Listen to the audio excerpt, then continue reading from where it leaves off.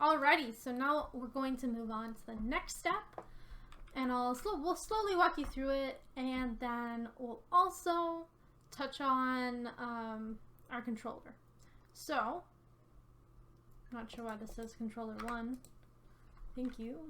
So anyway, we've added down a scatter, and you can see the scatter is now on our geometry, and it is a total force count of 3,000 points. So that's pretty much all we need currently, and you can kind of see the full view here. I've added an attribute VOP. What did I do that for? Just so we can add a position for the velocity. So I've plugged in, basically all this is doing, and I'll visualize the velocity for you, is telling Houdini, I want velocity trails to come from the center of our object. So based on the position, you feed that into the velocity, you get these velocity trails. And it's super simple. So the next one I've done is I've added an attribute delete, and the only thing I'm deleting is the color. So we don't want that attribute coming into our pop net. So then our next one, we have a pop net. And if we dive inside, we can see that there's a bunch of nodes here. So we're going to walk ourselves through that.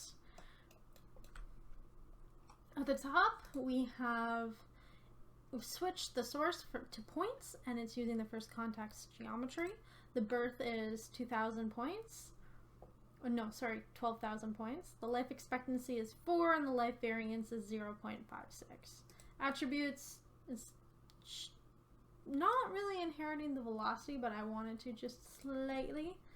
So if you go out here, it should be building up like that, which is great. So that's pretty much all we need. We've got a pop force. Well, basically what this is doing is adding our amplitude and our swirl that we can kind of see on the edges here. So the amplitude is 7, swirl size is 7.61, turbulence is 5. Pop force again down here. We've edited our variables here, and the force up here is kind of pushing them upwards just a little bit. And then we've got a pop force axis. So the shape of it and the radius and the height is here. So it's basically as big as your geometry. And that's how you want to scale the radius and height of this particular node. So if this circle is a little bit smaller, then you make this a little bit smaller. And if it's bigger, make it bigger, etc. So just customize it on that. The orbit speed, these are the settings I have that seem to work pretty well. And the pop attract, all this is doing is sucking them towards the surface or the center, as it will. So the the force scale is 10, and the goal is nothing here. So pop solver, max subset is 2, pop object, nothing's changed, and we've added just a little bit of a wind force, so the pop scale force is 5, and the velocity is 0.3, 1.1, negative 0.3. And that's pretty much it. So down here, I've deleted all of my attributes because I don't need them anymore. And I've time shifted this to frame 15. So now we kind of have this little swirl, which is kind of great. I've also added a color on this, which is white just for now, so we can understand that this is the only color that represents our particles. I've then added another null that says out particles, and I colored it yellow. Over here, I've done something a little bit sneaky. So basically what this is doing is I've created a new thing. So what this is, it's outputting our volume for our dark matter, or it should be. So we have a little poofy type of ring. So hopefully that works. Let me check something. Alright, so this is our dark matter circle so far. So you can kind of see the matter building up, and we'll kind of get to that shortly. So I've transformed this, and this is now a uniform scale of 4.27. So I wanted the matter bigger than the stars in this particular case. I've added a VBD from particles. The higher the voxel size, the more success you're going to have for this build. Just keep that in mind. The point radius scale is scaled up to 6. Then I've reshaped the SDF, So I've eroded it just a little bit. I think I might crank that down to 7. So we can get a little bit more dark matter. Just 7.5. That seems to work. And then we can reshape this again, dilate it just a little bit. And then we have segment by connectivity. So the reason I have this one down is just to say, hey, maybe I have too much dark matter in my scene and I want to delete some or keep some. So I've added a switch down here just in case this current amount is great for me. If it's not, I can just switch this back down to 0 and it should delete some matter for me, if that makes any sense. So you can switch between the two options. So the next thing I've done is I've converted these to polygons. So you can see this is all spread out in my scene. I've then deleted the primitive attribute, which is color, because I no longer need it. And then I've added a attribute noise, which is adding more color, but adding some variety to the color. So you can see a black and white pattern starting to form. Then transform this down just a little bit because I needed it to match my scene. And then I've added an out volume, and this will go out to our output in our scene. And that's pretty much it. So I'm going to go back to my controller, and we're going to open this up and add our options. So I'm going to close my starting geo, and I'm going to do this of particle creation.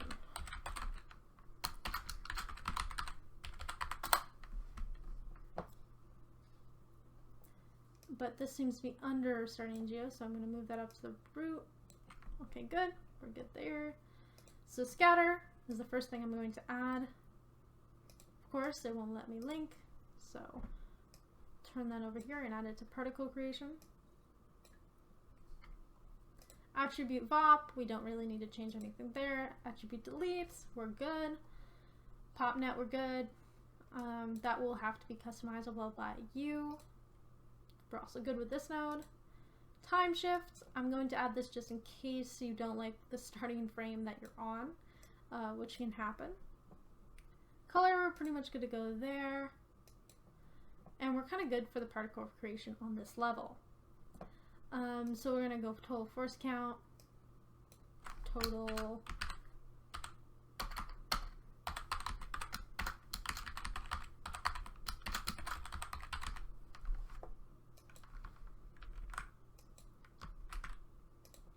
and then frame, so frame.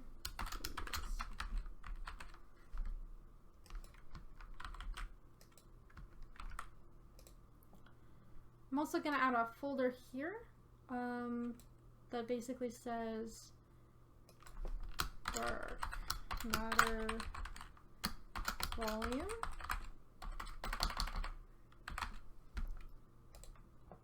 And we'll apply and we'll hit accept.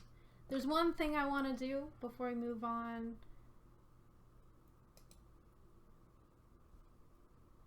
Interesting, I have never had that happen. So node has been deleted. Which node? Hopefully not the ones I want.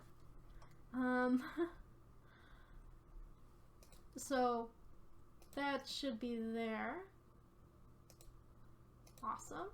I think before we go to out particles, I'm going to lay down a file cache so we're not consistently freeze framing this galaxy and forcing this to resim every time. That might be a little bit painful. So we'll go to file cache.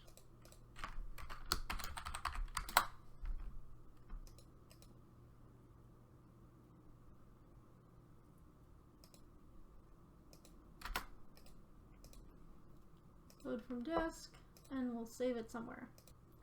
And there we go. And we'll go back to our controller, edit parameter interface, and turn that down there. And we'll add our file cache points, and we'll move save to disk in here. Awesome. So that should be controlled by our parameters. So now if we go to our dark matter volume, we can then add some other things. So evidently we probably want to add our transform because that's going to basically set the starting scale for it. VPD from particles, voxel scale, point radius scale. We're probably going to want a separator in between those two. The reshape erode, probably one in there as well. As well as the dilate. These two we can just leave alone.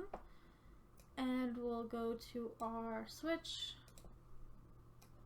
Place that in there as well. Attribute delete, we're good there.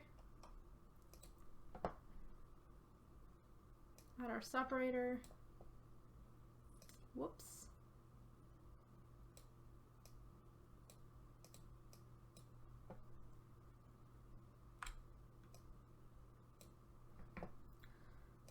Our noise here, so we'll put that in there. And the only other thing I changed was this. And if we scroll down here, the element size has also been changed as well.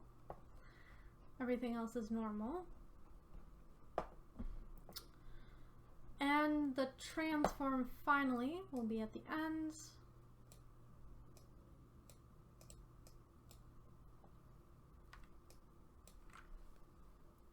With our uniform scale pushed down here. And then we'll label these. So let's go through them. We've got final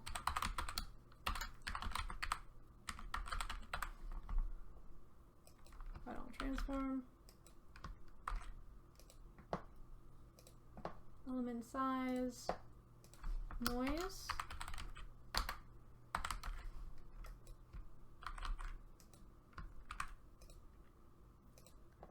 noise type, pretty generic there.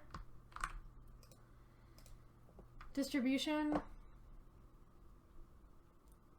believe we set the minimum to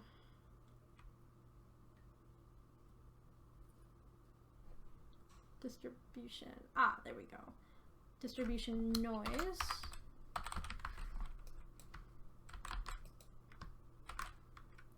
And then the minimum black.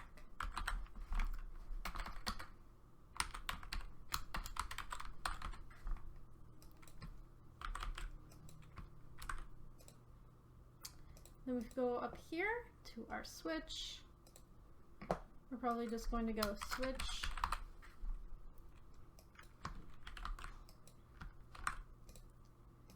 Offset, so we're going to do dilate offset.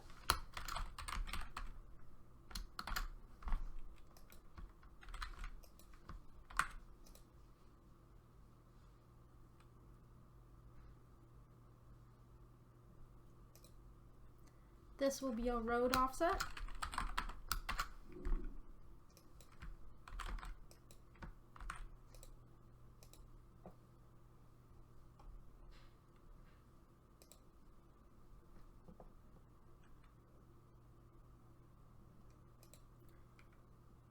We're going to go point radius scale, so that should be normal. We'll change that to here.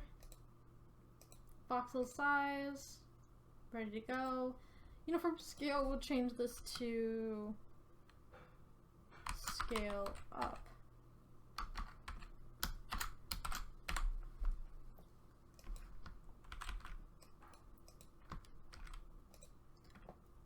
And we'll save. Everything should be locked away in our controller here, and this is how it should look, which is awesome. And that's pretty much the step for the dark matter itself. All right, the next step is to start creating the base things for stars, as well as like our background stars. So as you can see, I've gone ahead and I've created another node that says out stars, and it's grabbing from this transform node over here. I've then added another delete node, and what this delete node is doing is it's selecting the points, and it's deleting by range how many points you want. So this is entirely customizable, but this is the range that I've chosen. Then down here, I've added an attribute of VDB from particles. VDB reshape. So this is reshaping our little galaxy, and this is eroding it. So we've got some sort of selection here. I've then converted this to polygons, and then added this into a volume. So the voxel size is 0.6. I wouldn't make it any higher or lower at this point because it's not really necessary to have this as a very finely detailed volume. And then I've added a volume VOP, and all this is doing is recalculating the density. So you can see the density is a little bit changed based on this ramp. So we can like push it down. Probably way too many points here. And you can see the density is very different from over here. So it's just resampled the density a little bit. And if we dive inside, all we've got is our density, a ramp, and it's connected to our volume output. So that's all it's doing. I've then added an out star volume. Null, so that's just saying, the simulation kind of ends here for now. And then we can start building our background stars. So from this volume, I've scattered some points. You can see a lot of them here. So the force total count is 1276. Relax for iterations is on, but you can turn it off if you wanted to. It doesn't really make a big difference. I've then point jittered these, so they are spread out just a little bit more. I've then gone down to attribute randomize, and I've added this. And what this is doing is just calculating the p-scale of our points. So the max value is 0.6, min value is 0.03. And then I've added a copy to points and put some spheres on there. If you're wondering why I haven't just used directly points, it was easier to render just by making this a geometric object. So I've added some geometry there. And then I've added an out null, which is going back out to our surface and calculating our out background stars.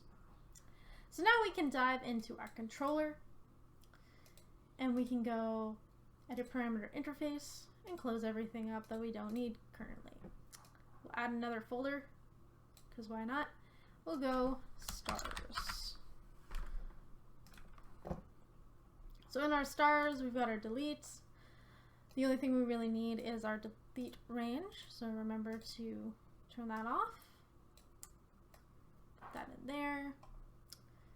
Going to add a separator. So our VBD from particles, our point radius scale should probably change. So we'll add the separator right there. Right there. Voxel size, we'll also add. Reshape, erode, throw it in there.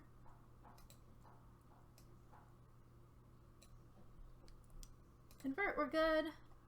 VBD from polygons, our voxel size there, we'll just throw in there. We'll also add a separator in between these. And for our volume VOP, we'll add our ramp down here. So, before we go any further, I'm just going to go through here and rename all of these so we understand what they are. So this is delete points.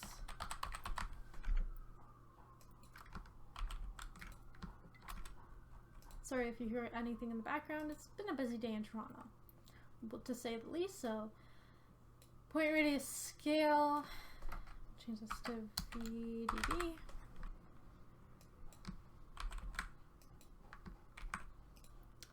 Voxel size, VDB.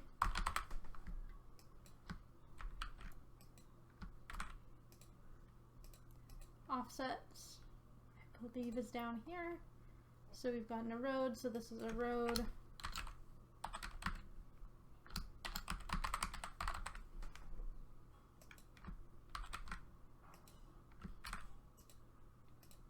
And then we have another erode, so this would be road density additional. So I'm just going to put an add there in case you need it. And then for our final voxel size, we'll go final.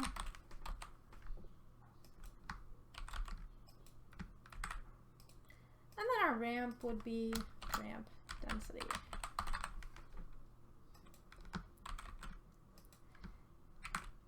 And then we should be good to go. So I'm going to apply and I'm going to save that and let that kick that out.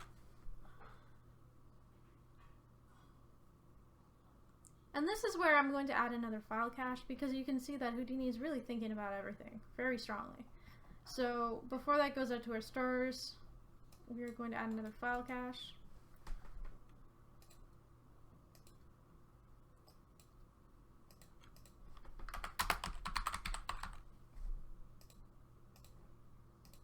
And we'll save this out.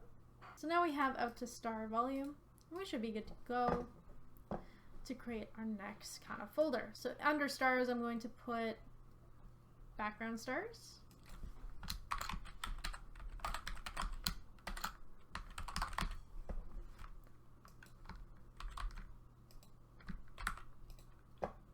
And we'll go over here to our star amount, which is going to be our scatter, our point jitter, which is two different edited functions, as you can see here. And then we have our p-scale, which I will add under our star list.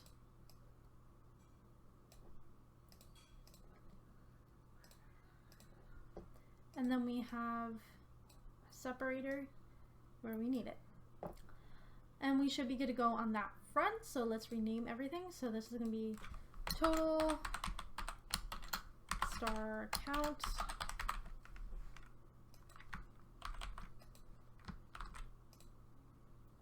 For this, for the point jitter, it's like scale jitter.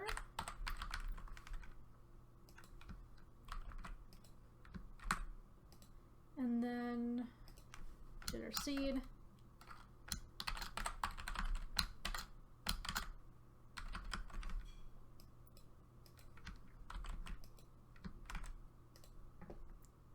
And then down here we have the min value, p scale, and the max value p scale.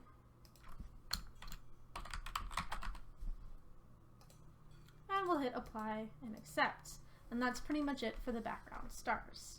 And if we go over to our controller, we can see that everything should be under stars, and there's now a different tab for backgrounds. Alright, so the next part of this tutorial is going to be the final step, hopefully before we jump into Nuke.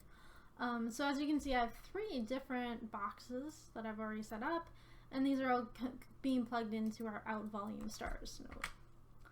So if we jump over here, you can see that there's another scatter going on. And what this is doing is just generating a bunch of points. So there's about 234 stars here. Over here is an attribute randomize, and this is the min and max value. And then there's copy to point some spheres. And then we're doing out centers. So basically what this is this is actually our puffy little volumes for our stars. So our additional dark matter rings around our galaxies. So if you jump over here, we see another attribute randomize, which is again the p scale, which is a different p scale. Over here, it is being pumped into this attribute randomize again, which is orientation wise a little bit different. So there are 2 values and 4 dimensions, and that is rotating these points on. You can copy this. So over here, we're copying to points some geometry. So if I zoom in, you might notice that it looks a little bit different than regular stuff. There's a lot of lines and points there, so we'll see what's going on. Over here, I've started with a basic circle, and you can see that it's on the XZ plane and it's a polygon. Its uniform scale is a little bit different, and its center is a little bit different as well. And then extruded this, so there's multiple planes. Remeshed it, so you can see that there's some variety in the shape. So the iteration is 10, tangent size is 0.402. Tetrahedralize this, so you can see a kind of point system appearing. If you scroll down, this is what I did to it.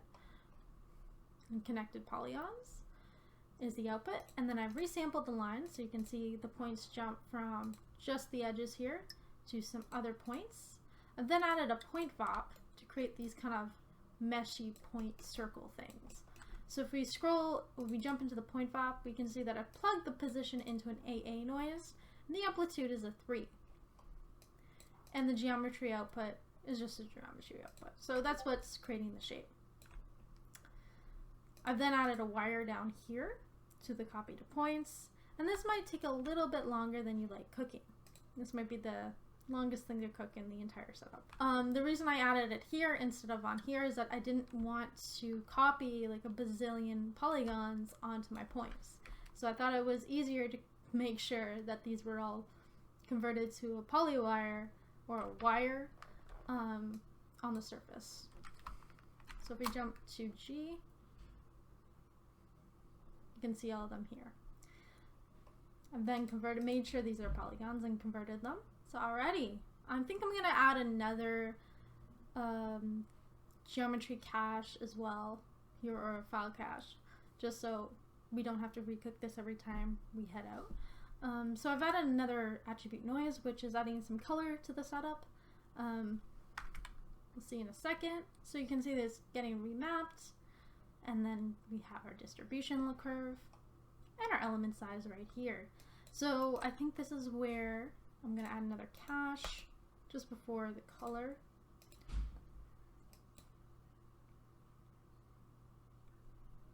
And I'm going to switch this to manual. Houdini, don't be bad with me. And I'm going to save because things can go wrong. So we're going to go galaxies.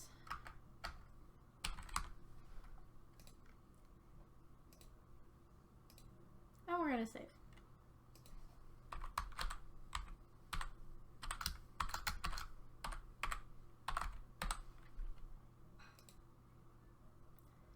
And save this to disk. So after our color, I think I can get rid of this material node. It's not really doing anything. And then we have out front galaxies, which is going to be our galaxies clusters. So jumping over here, we again have another scatter node. And turn off of manual because why not? So we have a lot of points here. There's about over 11,000. And then I've point jittered these as well, so they're spreading out everywhere.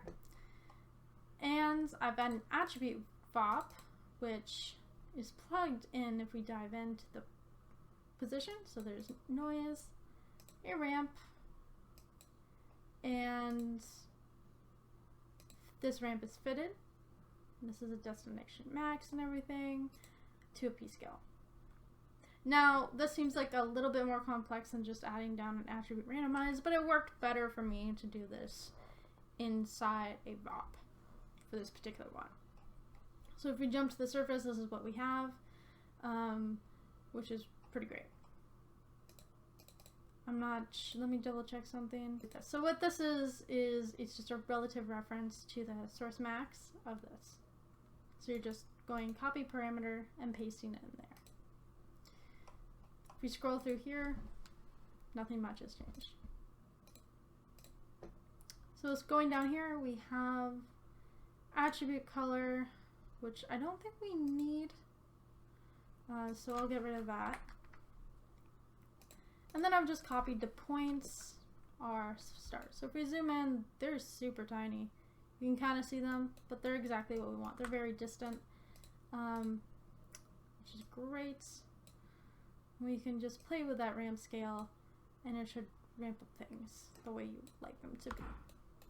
And so you can kind of see the points right here, they're still there. And then this is going out stars. Back to our surface. So if we jump to our surface and we connect these into our outputs, we should see something. So I'm going to jump to my surface and put these all into our little object merges. So going over here, we should have a little nebula set up, and we can go out, think, centers. Hopefully that's it. I just want to double check. Yeah, awesome. So that's what we have. So jumping back in, let's proceduralize this. And let's go to our controller and make this a lot more easier.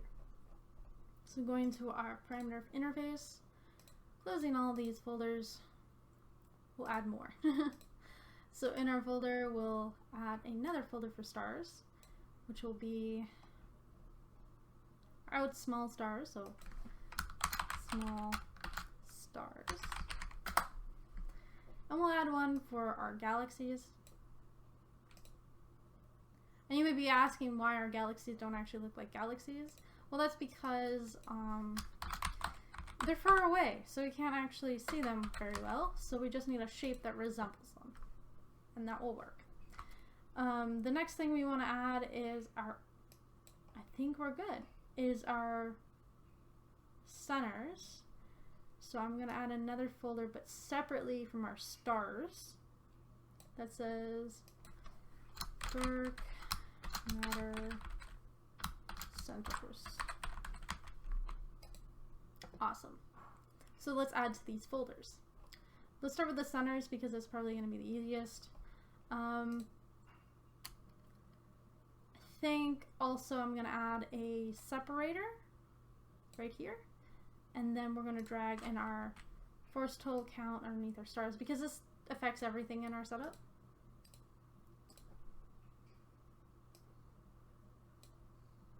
So that's good. So jumping over here, we have our min and max P scale.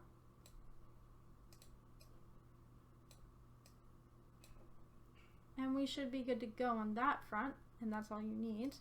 So min value P scale, and then max value P scale.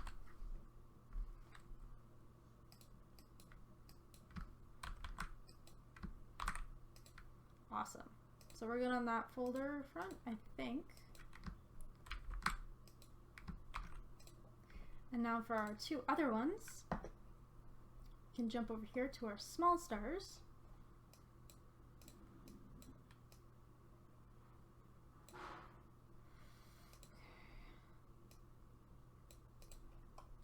And we can go scatter, point jitter,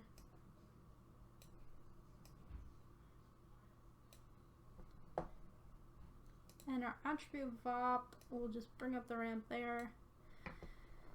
And we should be good to go. So ramp, P scale,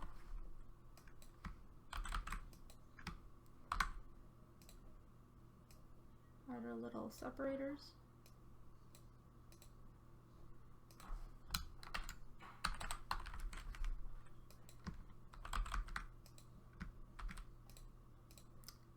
Seed our jitter.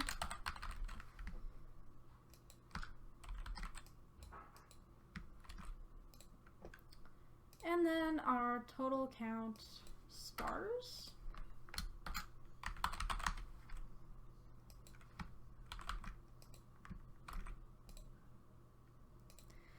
And we should be good to go on that front.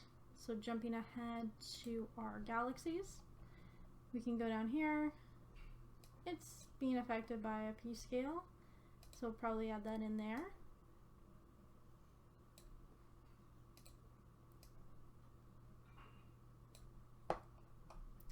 And then our orient, I think we're good.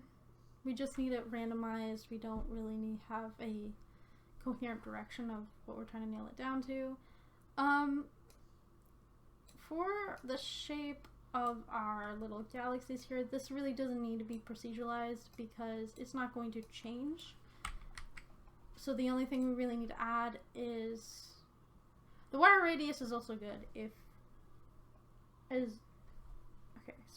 wire radius is also good because if you don't change the shape and how it is, then you probably don't need to change the wire radius. So I think we're good on that front. Convert, we're good. I think we also need to add our cache, so we'll have this saved to disk under galaxies. And we'll also add our attribute noise just to add some color. So we'll do the minimum and maximum should be good. but the distribution of the color we'll add in there, and the element size. So now for our separator. And now let's name everything. So min value is p scale.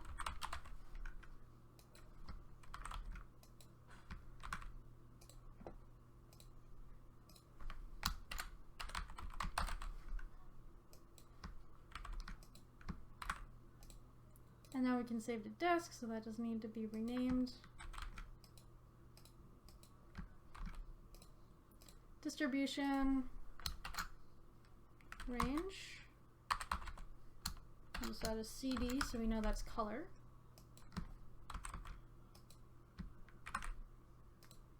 And then the element size of our CD.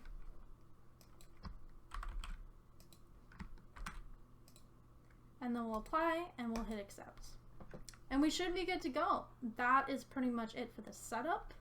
So jumping to the surface, if we put everything in, if we've correctly put everything into our nodes, we should see something like this.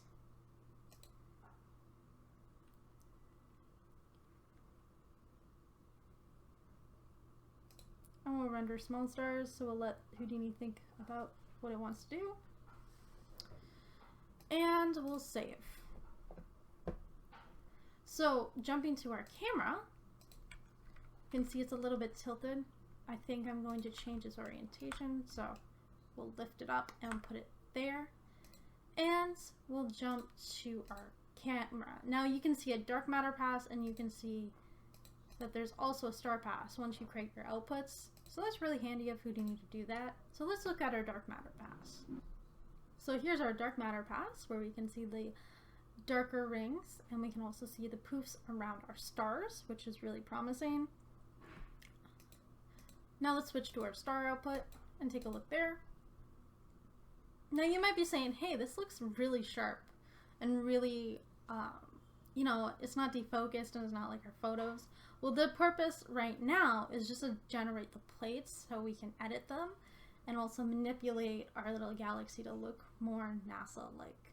And I'll show you after this, once we dive and render this, how to work with it in Nuke. So yeah, we can see some stars starting to form. We've got little platelets and little rings. And you can kind of see the galaxies right here. And you can see the larger stars and the stars in the background, which is exactly what I wanted. And just like all that, as we talked about the oscillation rings of dark matter, this is how it would kind of work. So you got the darker matter at the center, and we got some emptiness there. So let's jump into our output and let's render this. So I'm going to hit a render on here. I'm only rendering one frame for this tutorial, so I don't need to render a current frame, and I don't need to render motion blur. So we'll hit render the disk and render to disk.